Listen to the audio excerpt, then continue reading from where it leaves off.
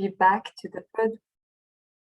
We are very pleased to be back for the third webinar of the New Deal series with IFC Funding Solutions for the Future of Infrastructure.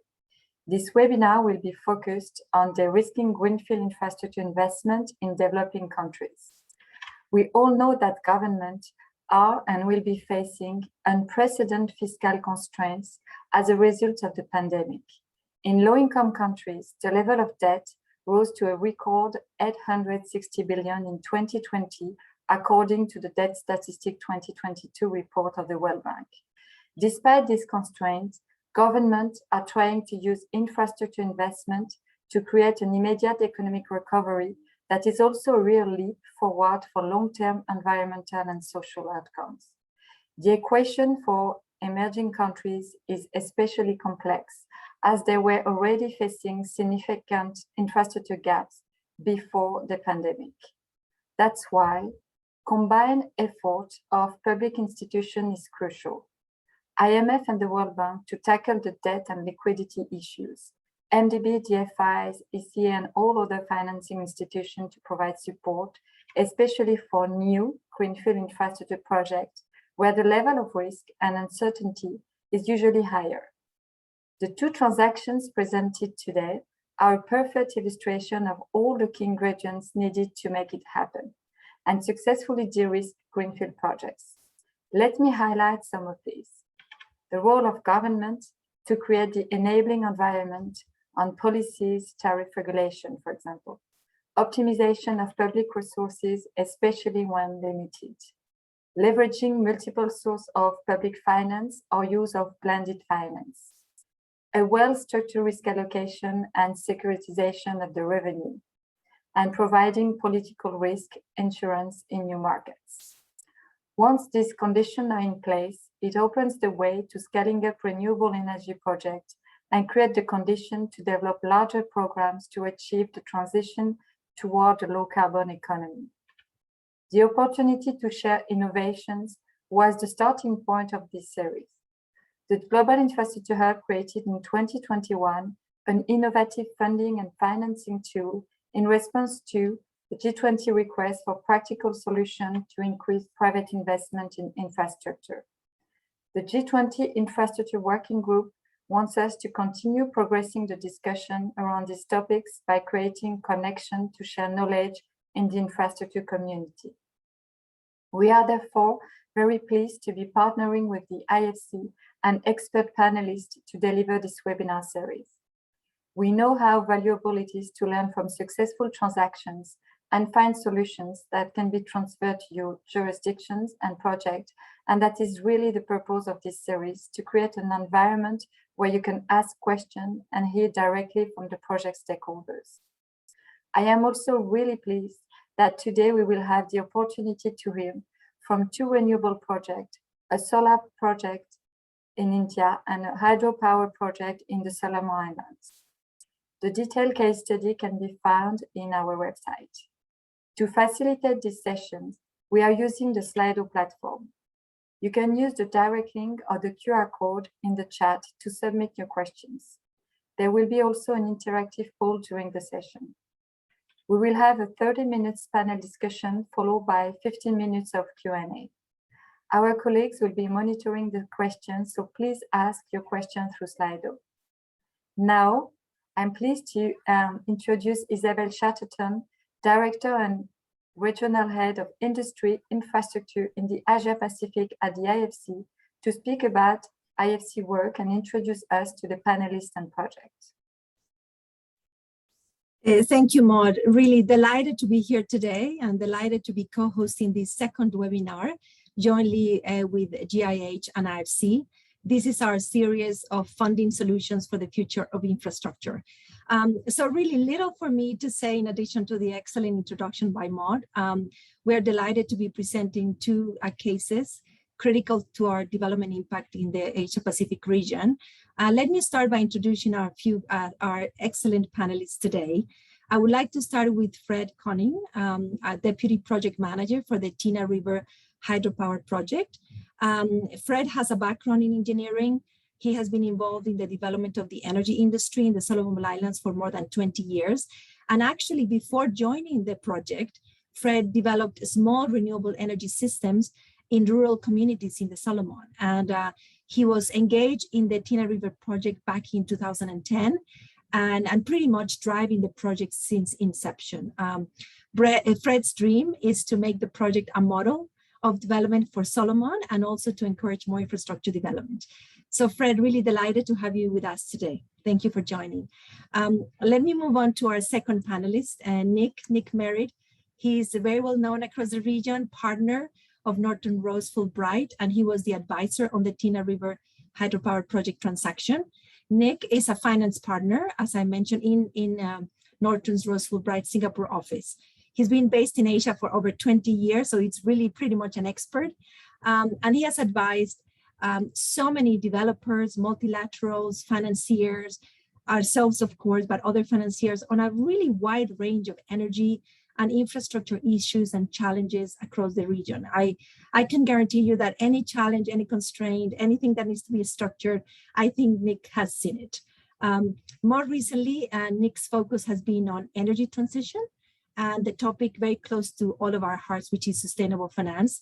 He also supports companies in the development of sustainability strategies and really in the development of a whole range of sustainable finance products that actually support the strategies of companies. So Nick, delighted to have your expertise and you with us today.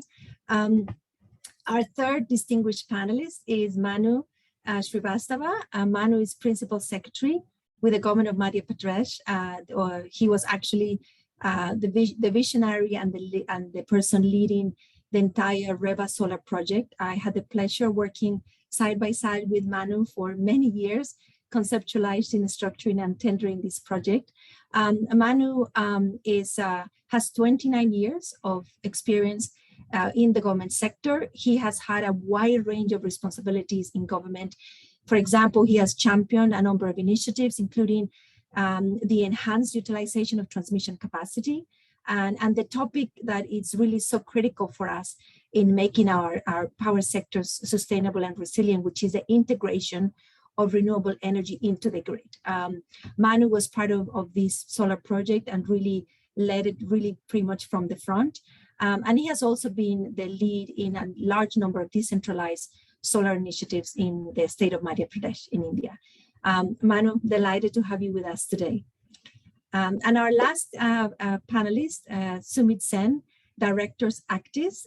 He was advisor on the REWA Solar Project. Sumit joined the Actis infrastructure team in 2017 as a director, and he's responsible for all of Actis infrastructure activities pretty much across the whole of Southeast Asia and India. Before joining Actis, Sumit worked for 13 years at Goldman Sachs, most recently as executive director in the principal investment area, where he was responsible for all investments across with a specific focus on energy and infrastructure, telecommunications infrastructure, and healthcare as well. And so whilst as in the principal investment area, Sumit was a key member of the team that led the investments in Renew Power. Many of us are of course very much aware of the name of Renew in the space, one of the largest Indian renewable companies in the country. So with that introduction, if I may, I would like to go to the meat of our conversation today. So I would like to start asking some questions, first of all, on the Tina River project. If I may, Fred, start with you, if that's okay. Very quickly, for those of you who are not that familiar with the Tina River project, it's a 15 megawatt hydropower project that, in our view, is going to transform the country's energy market, hopefully towards a renewable energy generation. Solomon Island has a near total reliance on expensive diesel petrol for electricity generation, and is amongst the highest electricity costs in the world today. And when we did our comparison, about double the average for the Pacific Island countries. So this example, this project really is meant to open the market for independent power purchasers, and also the whole space of infrastructure and renewable energy in the Solomon. So let me start, if I may, with the first question. Could you briefly describe the Tina River Hydro project in a bit more detail and let us know why you think this transaction was so important to the Solomon Islands? Over to you, Fred. Thank you, Isabel, and thank you, IFC and Infrastructure for asking us in this session. Yes, as I already briefly introduced the project already, it's 15 megawatt hydropower project. It is a national energy and climate change mitigation project managed by the Solomon Islands government through the Ministry of Mines, Energy and Rural Electrification. It is also the associated first public-private partnership arrangement that we have in this country. But I think I just highlighted the objective of the project. As you already mentioned, the electricity tariff in the Solomon is one of the highest in the world. So one of the main objectives of this project is to reduce the electricity tariff. And the Solomon Islands government has been looking at this because it's one of the important aspects of development, and they are putting a lot of effort into achieving this. And Tina is the first step in that ambition on a big scale. Also, the other objective is increasing the share of renewable energy in the power sector. As you probably have read from the project website and other information, the power generation in the Solomon Islands is almost 100% diesel-based. It is expected that the Tina project can reduce that reliance to around 60%. This is also a step in the Solomon Islands government's vision of driving more towards renewable energy in the future. Just on the projects, on the financing aspect of the project sponsor is Tina Hydro Limited. It is a partnership between Korea Water Corporation and Hyundai Engineering Limited of South Korea. The financing of the project includes different financiers. So you have the World Bank, Asian Development Bank, Economic Development Corporation Fund of Korea, EDCF, Abu Dhabi Fund for Development, the Green Climate Fund, and Government of Australia. Now, this is itself is exciting, but still very challenging for the Solomon Islands government. We are very fortunate to have the IFC assisting on this as a transaction advisor, and that was what has helped us to pull through on this project. So to make sure that the deal was achieved. The project has already achieved financial close in December 2019, and it is expected that it will be operational by the third quarter 2024. Just going to the next section of the if a question, the importance of the transaction for the Solomon Islands. Yeah, this project is expected to have a wider transformational benefit beyond the power sector. For example, it will be the first major build-own-operator scheme invested by a foreign investor. The transaction also introduces a very innovative approach of acquiring community-owned customary land and also obtaining the social acceptance. So that this transaction is also setting an example for risk sharing in the country, and we hope that it will help to improve the face of the country for international private financiers who want to invest in infrastructure. I just want to highlight one of the things here which may be useful for this session is the de-risking step that we have taken. As probably a lot of people would have known, land issues is quite complicated here. So what we have done was using our local consultants. We have built up what we call an indigenous terrain mapping.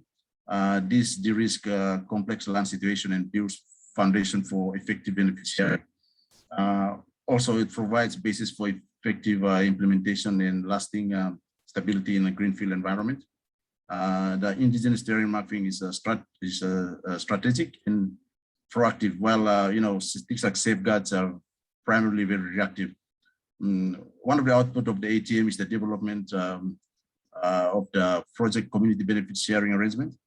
This benefit sharing arrangement enables the host community to enjoy community benefits such as water supply, early access to electricity. Now they are already having access to electricity now from the diesel grid, while the construction of the project is happening now. This ensures that the contractor is well supported by the community, and it takes out some of the risk that it will have on roadblock and things like that in this situation. So Isabel, that's probably what I can say about this project. So that's some of the ideas. Thank you very much. Thank you, Fred.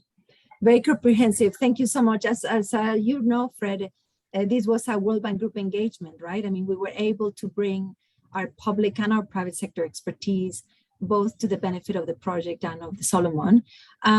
So touching on that aspect, how did the policy environment in the Solomon Island help facilitate this deal from reaching financial closure? And Fred, in your view, what would you like to see replicated in other jurisdictions with regards to the policy environment?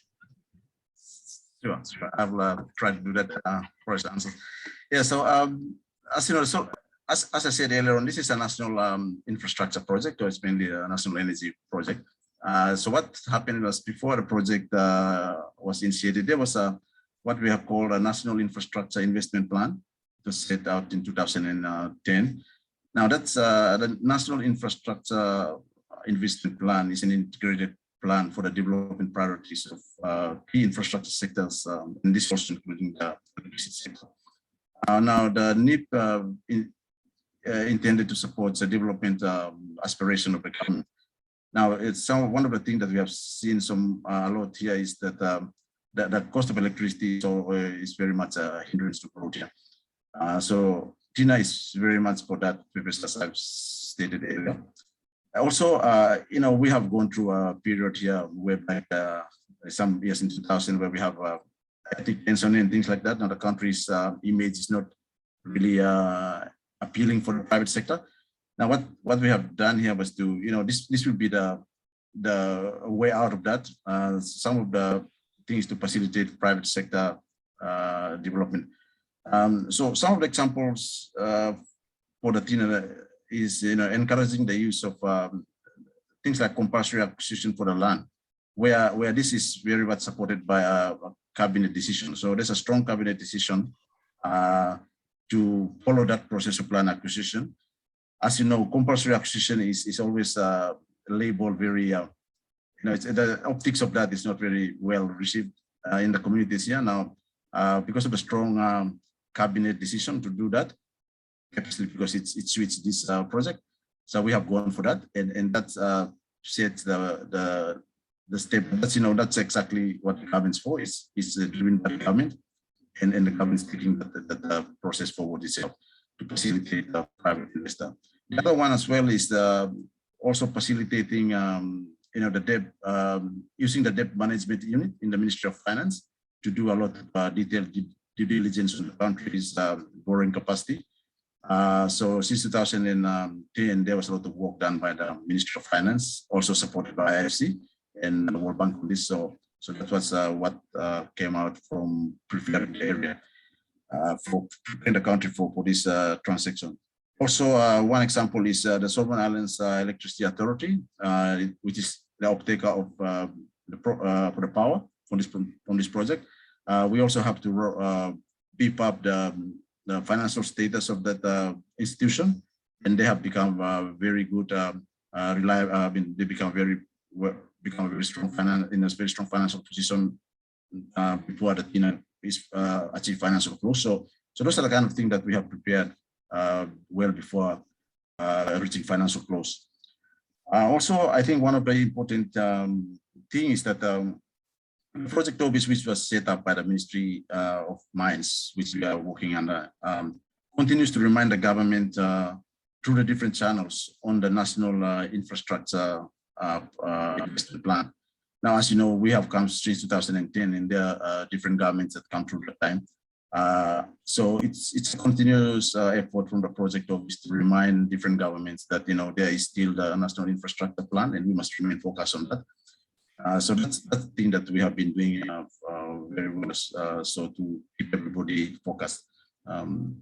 For the other Dixon, I think it will be good to see a stable focus from the different governments, so that this will enable a private sector to see the country and have their investments prepared so that they can move in and do the infrastructures. But I think for the Solomons, Tina is setting that bar pretty high at this time, and I think that's with the transaction that we have now, I think we are confident that once we get this operational in 2024, there will be more private investor looking at this place as a destination for investment. Isabel, thank you. I think that's all I can say for now. Fred, fantastic. Thank you so much for the insights. I think time to hear Nick's views. Maud, over to you. Yes. So Nick, this question is for you. My first question is on the bankability angle. So given the revenue structure and the electricity tariffs, can you explain why public sector financial institution using both grants and loans was important to making this transaction a success? Sure, Maud, thank you. And thank you very much for the opportunity to co-present today and for the very kind introduction. The fortunes of the project over its many years of development oscillated in tandem with global oil prices. As Fred mentioned, the primary fuel available to Solomon Power is diesel, and the country has one of the highest electricity prices in the Pacific Islands at over 80 cents a kilowatt hour. And so the ambition was to achieve a tariff below 22 cents per kilowatt hour. The capex of the project exceeds over $200 million for 15 megawatts of power. 15 megawatts, not 150 megawatts. Fred and others are better placed to explain the technical challenges of this project, but they are significant.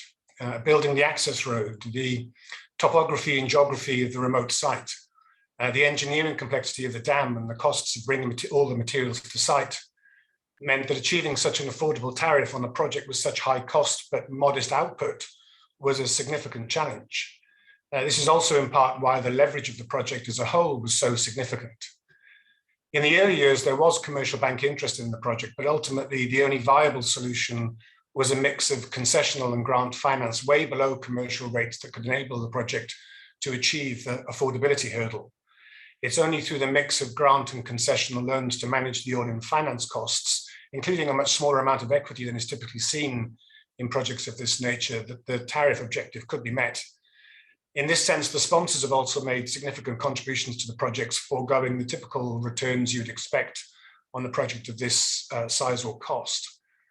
The documentation structure for the project is bespoke. Whilst we have the traditional government-facing project documents such as the PPA and implementation agreement, the government is also the lender of record. This meant there was quite a bit of a change needed to a number of the typical provisions.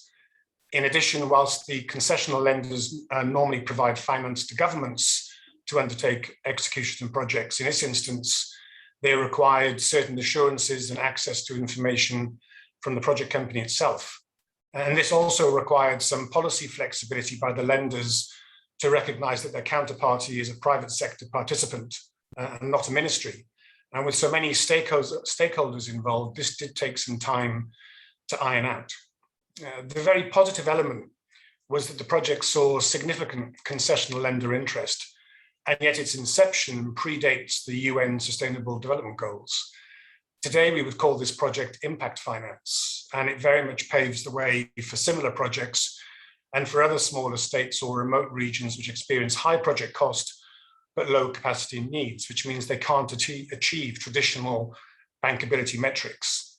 Going forward, I think there is a far greater interest internationally in supporting similar projects, and so I hope we can see the structure replicated in the future. The project will achieve significant SDG benefits, and speaking from a professional perspective, has been one of the most fulfilling and rewarding projects to work on. We had no playbook other than the end objectives, and so overall, teams willing to work together to achieve these aims are the real ingredients that made the project possible. Thank you very much, Nick. Yes, I agree. The team And it's really the best ingredient to make it happen, and a lot of willingness to success. My second question is on the risk allocation and mitigation mechanism. What kind of support do company needs to get the project like the Tina River project off the ground? As I mentioned, I think that the Tina River Hydro Project is a classic impact project, highly impactful on the country and the people, but in a market unfamiliar to most, which can form barriers to entry or barriers to interest in what is most likely to be a one-off opportunity for the private sector of that type in that country. In the past, these projects simply would not have happened, but in large part due to the tenacity of the government and its advisors, a 15 megawatt deal was achieved over 12 years. With the World Bank and others' support, the project completed the environmental and technical studies, land due diligence and acquisition, and as Fred mentioned, social consultation to ensure a proper and fair share in the project for the impacted communities. Over subsequent years, the challenge was to raise finance whilst maintaining an affordable tariff, which led IFC to explore the options of a blend of concessional and grant finance. And in the end, over $200 million was raised with a significant portion of grant concessions. But these finances, as I said, were made available to the government. So we had to develop a bespoke on-lending arrangement with a back-to-back mechanism I just alluded to satisfy the needs of the 6 lenders and 4 grant providers. So to get projects like Tina off the ground requires significant stamina and determination by the core advisory team, plus a willingness to come together to form quite a unique DFI concessional lender public-private partnership. Yes, significant financial support is necessary, but in truth, I feel that it's easy. That's the easy bit, since in the end, there was, as I understand, substantial interest to finance the project. So the real key, the real support was both institutional and highly personal. I won't embarrass the individuals, but within government and particularly within World Bank, IFC and others, without deep personal commitment and drive, I suspect attention would have moved on to easier matters and the project would have remained nothing more than a concept. In addition to the actual procurement of the project itself, there was also the need to support the capacity building within the government team. The cost and the commitment made to support the government extends beyond the project costs within traditional PF meaning. For example, the Ministry of Finance and Treasury was supported by ADB to develop an administration manual to support the administration and monitoring of the finance. The ministry is accountable to the grant and concessional lenders, but it's also the lending counterpart to the project company, which raises a number of quite complex interface and timing and operational issues. As I mentioned, the project conception predates the SDGs, but with the world system slowly but surely pivoting to focus on the SDGs, I hope we'll see more projects like this come to fruition, given the high impact that they achieve. Thank you very much, Nick. And if you want to see the contractual scheme in detail, we have all the case study, deep dive case study and contractual scheme on the website if you're interested to deep dive. So now I will turn to REWA Solar Project, which was an ambitious attempt to push the boundaries of India's private renewable energy market by selling solar across state boundaries for the first time at scale with the 750 megawatt project. So my first question will go to Manu, Principal Secretary of the Government of Madhya Pradesh. So for the REWA project, what was the main objectives and expected outcomes for the government? And what is the enabling environment made this transaction a success? Thanks for inviting me for this session, and a big hello to Isabel, who was a partner in this project, and we worked together on this. Before REWA project came up, the scenario in India was that the solar sector was based on subsidy, and with subsidy, the target tariff used to be 4.5 rupees per unit, which amounts to almost 6 US cents per unit. So even with the subsidy, the 6 US cents was slightly higher, that was higher than the coal-based power. So the challenge was, so that was the scenario. The REWA project did not have any subsidy support. So our initial target was only to reach US 6 cents because that was the prevailing tariff in India. But we did a lot of things to make sure that we get a low tariff, and we ended up a tariff of around 4 US cents, around 3 rupees per unit, around 4 US cents per unit. So the bigger impact, or the big story, or the big message of the project has been that you can structure a project without subsidy, and it can be based on robust project preparation, efficient transaction structure, carefully crafted project documents, all of them leading to risk mitigation. And in this, IFC worked along with us. So we always call it Team REWA, and IFC and we work, and the World Bank work together on this. The big impact of this has been that after the REWA project, all the tenders, REWA project was set up by a state government organization. So before that, all the projects in India had been set up by federal companies, by Government of India organizations.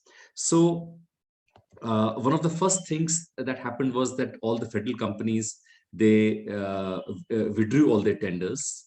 Then Government of India legally notified standard bidding guidelines, and all new projects in India are now on the basis of these standard bidding guidelines. So it's a legal requirement that all projects above 5 megawatt have to be on the standard bidding guidelines. So that has been the big learning, really.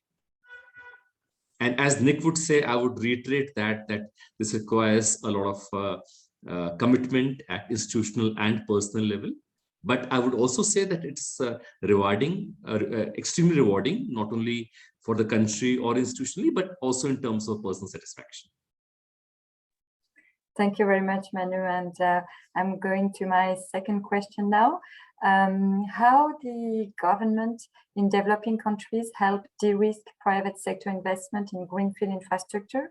What type of risk mitigation mechanism were introduced for this project? And in that perspective, can you also tell us about the role of IFC in this transaction? Thank you. I would say, and the things I mentioned earlier as well, that the learning was that it's extremely important that the project is structured well. The project preparation is very robust. Broadly speaking, the transaction structure is efficient. I mean, I would loosely define transaction structure as something that you can do without putting pen to paper. And then, of course, the documents that have to be developed, that have to visualize all the scenarios that you may reasonably expect to unravel over the next 25 years or so of the project. And this is extremely interesting that the REWA project had Delhi Metro as one of the consumers. And we had, during the COVID, Delhi Metro had a shutdown for a long period. But because of the strength of the documents, the project sailed through smoothly in that period without having to invoke force majeure or asking the developers to shut down. So broadly speaking, I would say all the things have to lead to lessening of the risk for the developers, because I mean, obviously, if the risk is higher, then the expectation of return of investment on behalf of the investors is far higher. The debt that they get is far higher. So these are the broad learnings. The contours of how you mitigate the risk would vary from a solar project to a wind project to a hydro project, and from a country like India to another country in, say, Africa or a developed country. But the broad principles would be the same. And philosophically speaking, I would just add 2 or 3 more things. One is that I suppose we learned the most not from each other, but from the bidders. So philosophically, what mattered the most was listening carefully to the bidders. And our philosophy was that unless there is a strong reason because of which we can't agree to what the bidders want us to do, unless there is a strong reason like that, we would agree to what the bidders expect us to do. So we took our pre-bid meeting seriously, and we tried to agree to almost all of their requests. And another thing I would say that government organizations and people working in the government will, I mean, I am working in the government and this is the only job I have done. I mean, I finished my education and I joined the government, but are particularly risk averse. So they load all the risk onto the non-government private party. But I mean, essentially that party loads on all the risk onto the project and onto the cost. So that is why the government and the consumers end up paying that much more. So I would say a general understanding has to develop, especially in the government, that we should have a more balanced allocation of risk so that we don't unnecessarily load all the risk onto the private developer and end up paying a far higher cost. So broadly speaking, the risk should be with the, I mean, I can give numerous instances, but today's time slot would not allow me that time. So the risk has to be with the stakeholder who's best placed to address the risk. I mean, without going into too much detail, there was some issue regarding the transmission cost. The risk, we left it with Delhi Metro. And as it happened, there was some uncertainty regarding policy, etc. But Delhi Metro has been able to handle that risk far better than any developer would have been able to. And that has really salvaged the project. If we had left that risk with the developers, I'm sure that the project would not have taken off. And I would not be talking of this project right now. No, thank you. That's a key point. Rebalancing risk allocation, a fair and sound risk allocation in the project is of course a key point, and the dialogue also with the private and the market, and to hear from the bidders what was the market and some of the information from them. And you haven't answered, and I just wanted to very quickly about the IFC rules on this project. I think it was quite important in terms of advising in the structuration. Yeah. As I said, that IFC was continuously a part of Team REWA, and the entire development of the transaction structure, because how we developed the project was fundamentally different from how the projects were being run in India. In India, till then, it was a PPA PSA arrangement, but we realized that RUMSL being a weak organization, having them in the middle would not strengthen the arrangement, but weaken the arrangement. So we decided for a direct power purchase agreement. So all these discussions developed not over one day. I mean, I remember there was a trip to Bombay and Bhanu from IFC, and I was there, and we talked to a lot of developers. And actually, finally at the airport, when we were discussing, then this thing evolved that no, this PPA PSA arrangement can't work, and we have to have a direct PPA, and RUMSL has to be out of that arrangement. Then similarly for the payment security, which has been one of the reasons why the project was successful. We had to convince the government, and Isabel actually flew to Bhopal, and I remember Isabel, Bhanu and I had gone and met the minister and tried to convince him that it's essential that this be done, though the government guarantee for any power project, leave aside a solar project, had never been given in any state, leave aside Madhya Pradesh. So all these were challenges, and but I must say that when we were working as Team REWA, the boundaries or contours between what is RUMSL and what is IFC and what is World Bank, they dissolved so seamlessly, and we all worked together. And it has been a wonderful experience working with Isabel's team. And I would say that whomsoever worked in that team, we still continue to be associating with each other and take pride in each other's achievements. And it has been a beautiful experience, both professionally and personally. Thank you very much, Manu. And I'm handing over to Isabel for the question for Sumit. Thank you. Thank you, Maud. So Sumit, now we get to hear whether as an investor, you agree or disagree or have the same views as Fred, Nick, and Manu just shared. So So as an investor, Sumit, why did you choose to invest in the REWA project? And how does that investment fit into your broader sustainability strategy? Thanks, Isabel, and pleasure and privilege to be part of this esteemed panel. It's so difficult to come after Mr. Srivastava and speak anything, and he's had a beautiful summary which applies everything to me. But at the risk of repetition, just Actis, right? Who is Actis? We are a growth market-focused fund.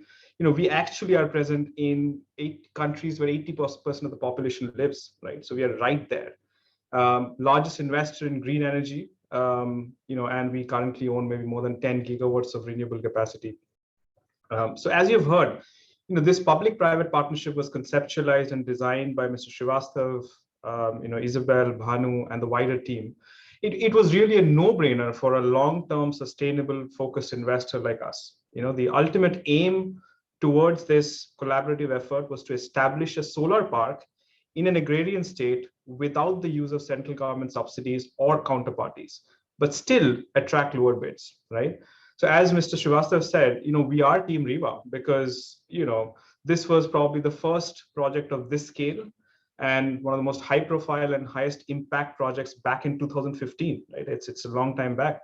We currently hold 500 megawatts out of the 750 megawatts, right? So we are as much Team REWA as all of us on this call, right? 250 we procured through the initial auction, and the balance we acquired as one of the original bidders in 2020. So our conviction actually was not just at the execution phase, but also subsequently, when we saw how the project actually operated.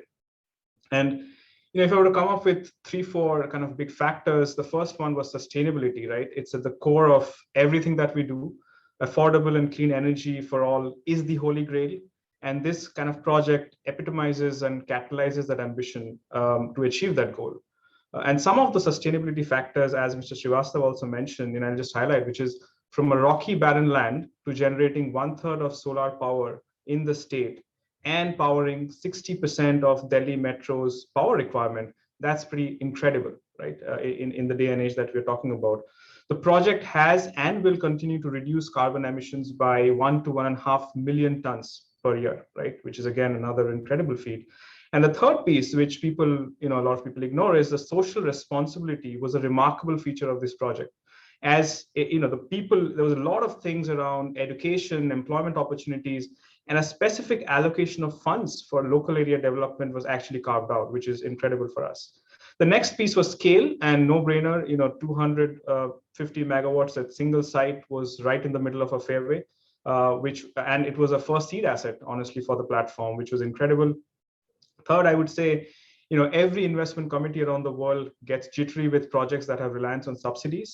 And this one was not, right? It was the first project to break grid parity and reduce tariffs by more than 30% without any subsidy support. So that was incredible. And the last piece I would say, which I think Mr. Srivastava mentioned, is the consensus-driven approach to project documents, right? So, there was due consideration given to all stakeholders, and there was an innovative auction method that was devised. We just had to remain awake for 36 hours, but that was fine.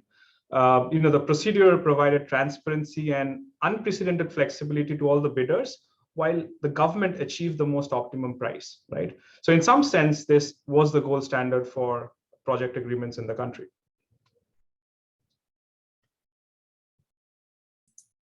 Thank you, Sumit. So this was very comprehensive, and as a matter of fact, you touched upon some of the areas that I was going to ask next. So from a structuring point of view, this project has been labeled best practice, best in class, the new generation of solar in India, etc. So from a structuring point of view, our previous speakers mentioned, for example, the payment security mechanism that had a 3-tier, was quite unique, etc. at the time. Can you share with us as an investor, Sure. What key structuring aspects made this transaction best in class, shall I say?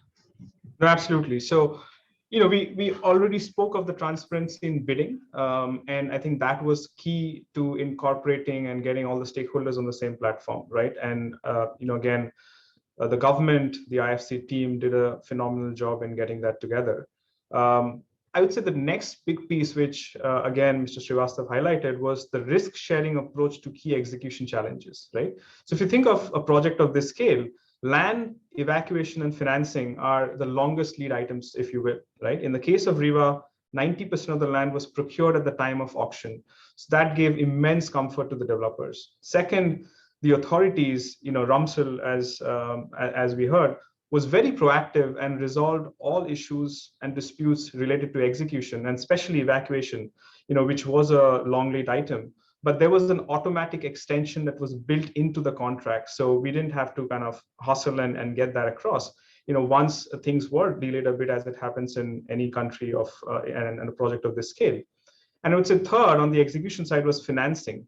Given the pedigree of the sponsors, developers, and anchored by IFC, World Bank, and the structure of the PPA, which I'll just allude to in a bit, all the bidders could achieve financial closure without any hassle, and especially for a state project, which was not a SECI NTPC project, right? That was pretty incredible. As far as the PPA structure was concerned, I think this is the other thing which we look at, which is how do you reduce or minimize operational volatility over a 25-year period? And I'll highlight three things, and it has honestly manifested during COVID, right?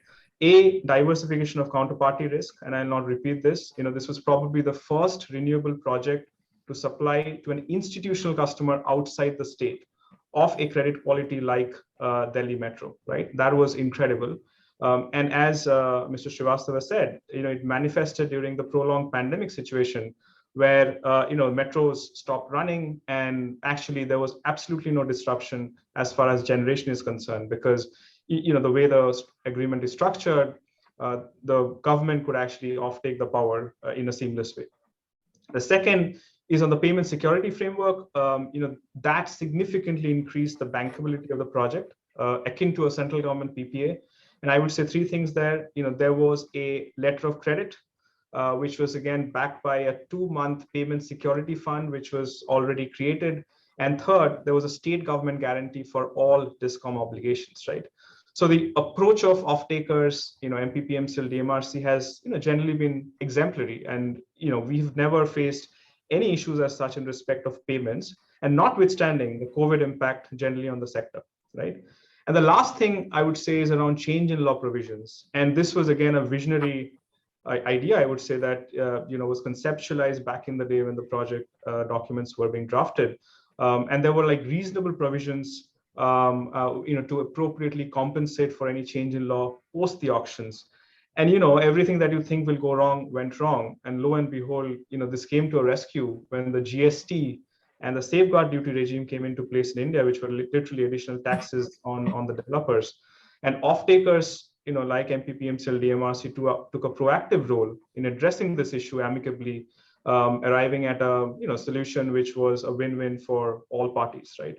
I think, and there were several others, like staggering of solar park charges, termination payments, and so on and so forth, which literally I think contributed to enhancing the strength of the PPA and gave a lot of comfort to investors. And if you talk to the lender community today, I think most of them would say that this is at par, if not better, than some of the other central government PPAs. Thank you, Sumit. You're right. This was, with regards to diversification of counterparty risk, this was the first project that really used the existing interstate open access policy, right? And with regards to transmission, you're right. I think the World Bank actually structured and approved a India-wide transmission infrastructure project, of which the first beneficiary of those funds was actually this project, the REWA project. So last question before we go to wider Q&A. Looking forward to the incredible space of green and sustainable infrastructure investment in Asia, at the back end of COP26, etc. What are you seeing in terms of trends for you in this space, particularly in the Southeast Asian markets? Sure. So I'll maybe focus on Southeast Asia. So energy transition is probably the biggest and most relevant theme in the context of COP26. And, Actis has come up with this terminology called smart olive, which we are saying are those transition fuels that you continue to have to invest for us to be able to achieve that end outcome, right? The investment required across markets to transition, to this green future is several $100 billion, right? Vietnam just came up with a number like, $100 billion, right? So what do we need to achieve this? And in my mind, we don't need innovation. We need discovery and collaboration amongst Southeast Asian countries, especially led by India, China, who have a more matured financing and contracting ecosystem in the renewable space. Southeast Asia probably has only 25 gigawatts of wind solar, and also led by Vietnam, which is like literally 20 gigawatts out of that, which has come up in the last couple of years. So if you think of what are the 3-4 things that are on our wish list, I would say one, we have enough and more equity investor interest with massive pools of capital in these markets, right? But we don't have auctions, right? We do not have capacities coming up. So other than Vietnam, some of the auctions in countries like Malaysia and Thailand, Philippines date back 2 to 5 years, right? And the latest auction that actually came up in Malaysia, it was only open to local investors, right? So there should be an absolute level playing field across investor community. I think that's number one.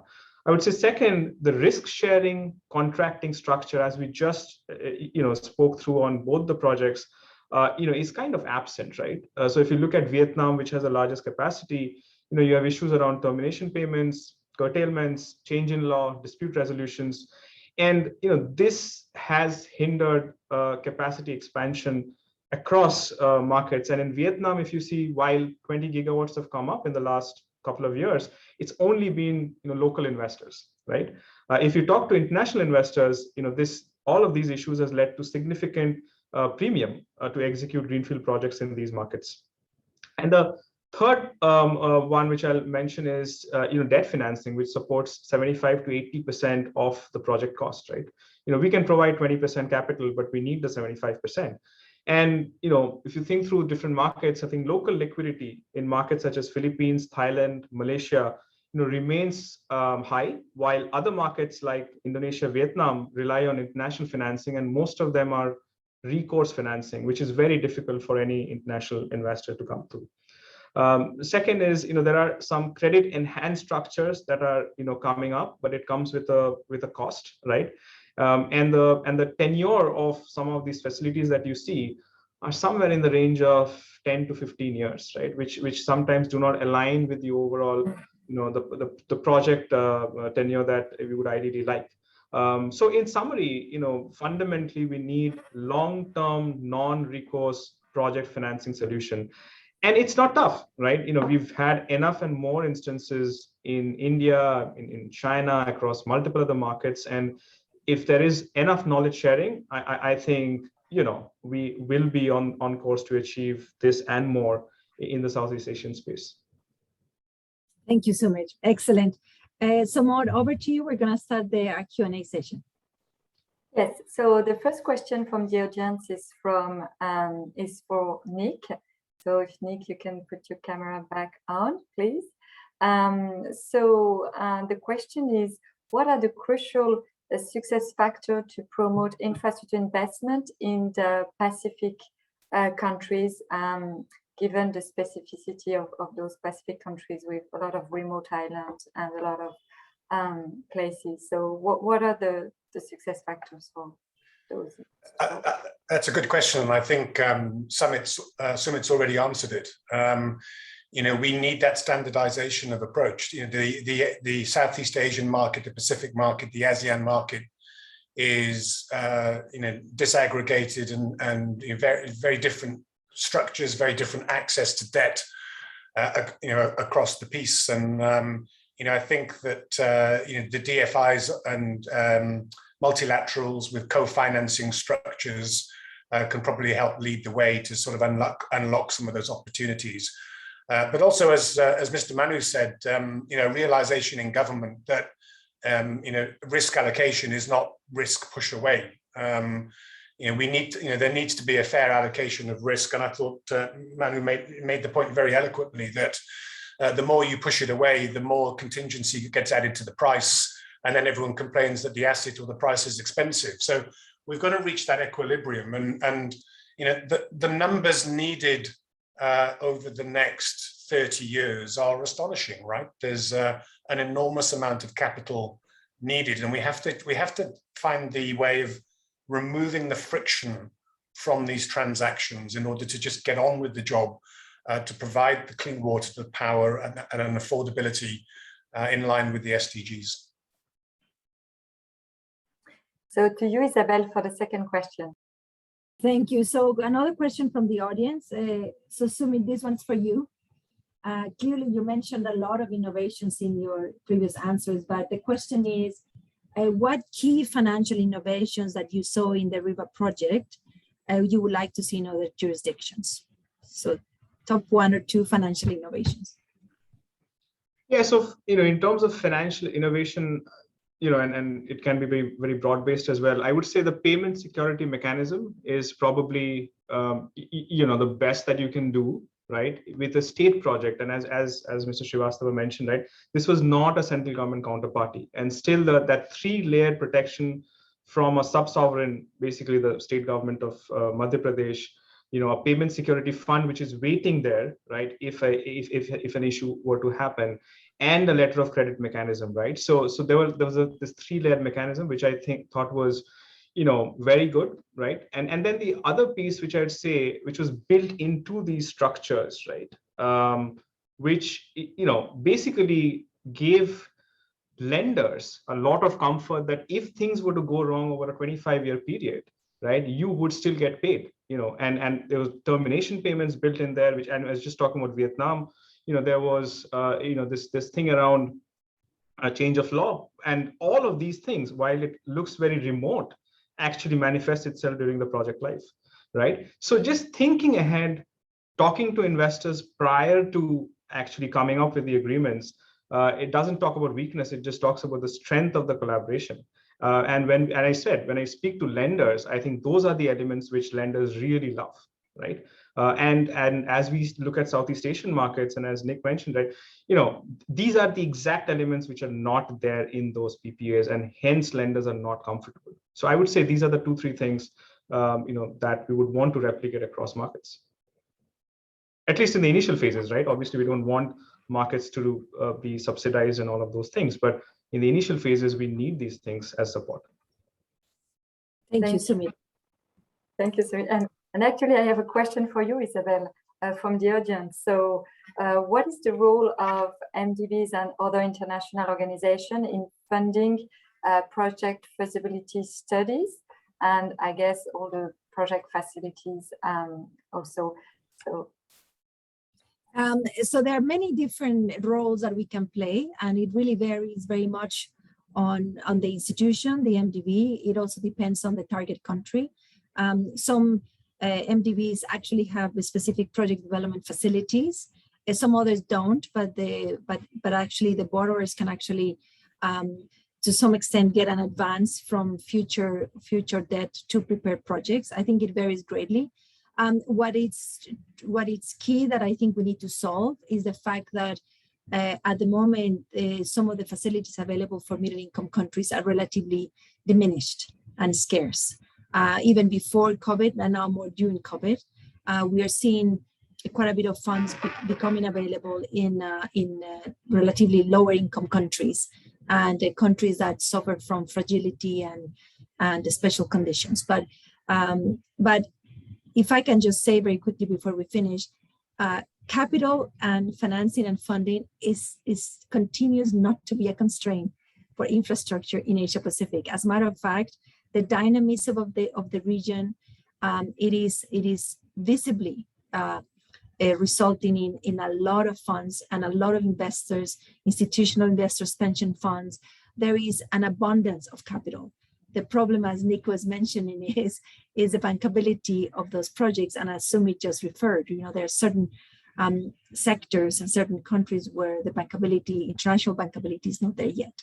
So capital and funding, we will find a way to get the resources from wherever it takes to make projects such as Tina River and such as REWA a reality. Thank you very much, Isabel. And I know we just reached the end of this third session. So I want to thank you for joining us today for session 3 of the new deals in conjunction with IFC. We want to thank all the panelists and also extend my thanks to my co-moderator, Isabel. We will be hosting the fourth session in this series in late January, and we look forward to seeing you there. So thank you very much. Thank you very much to our panelists and all the participants. Thank you to all our great panelists, and thank you, Maud. Thank you, Manu. Thank you, Isabel. Thank you for your time. Thank you. And thanks, Sumit, for your words. Thank you. Always pleasure.